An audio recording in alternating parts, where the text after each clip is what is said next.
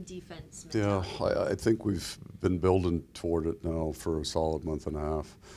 And having Seth there as a piece to that makes a big difference. So it puts Kulikov and Smith in a really good spot. But a lot of it was driven by our forwards. I thought through the first two, they were pretty good, really good puck support and hunt backs and decisions with the puck. Played well.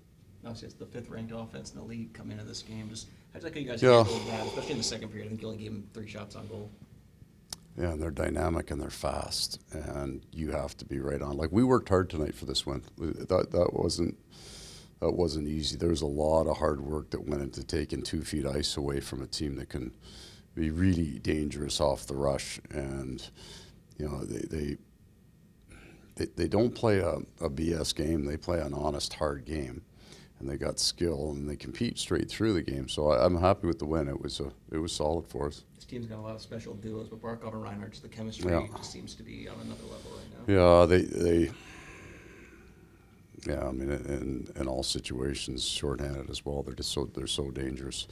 I think we were able to get them a couple of days off the ice for the first time since late January, where they hadn't either had to travel or do something. So try to build these guys some rest, but not necessarily think about resting them in games. We're running the bench to win these games. And Bobrovsky now 10th in NHL in wins. Tony Esposito. Tony Esposito.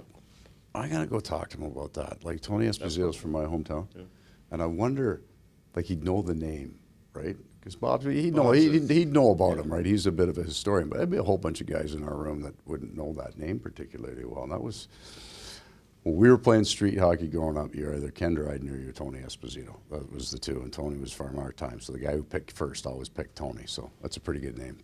The special teams, 3 power play goals last year. Seems Yeah. like PK's been basically lights out since you guys came back from the break. PK's been really, really good.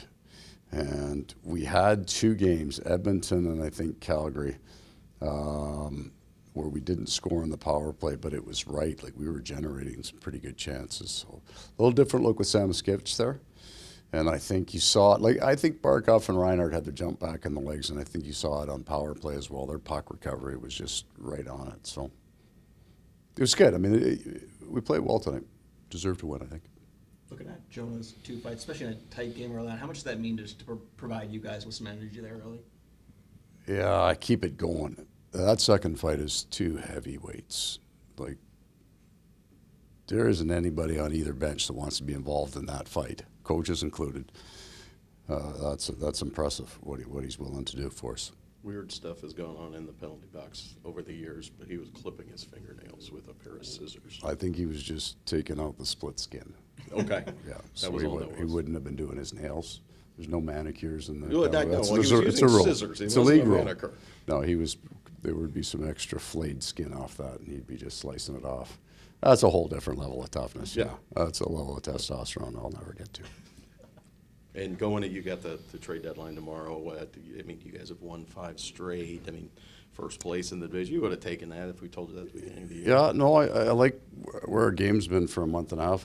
Whether you'd won 5 or lost 5, I don't think that changes what's Bill doing. He has such a keen eye of what we need, what we have. And I think he does a great job at projecting the young players in our American League system, the ones that we think maybe will play some games for the Panthers. And there's good players down there at some point just won't fit based on what we have here. The window will close on them. So I don't go down. I go down there to say hi to the pro scouts, and I do my best not to get involved because I'll just mess stuff up. And just in case we don't talk tomorrow, Nico, do you plan on him playing Saturday?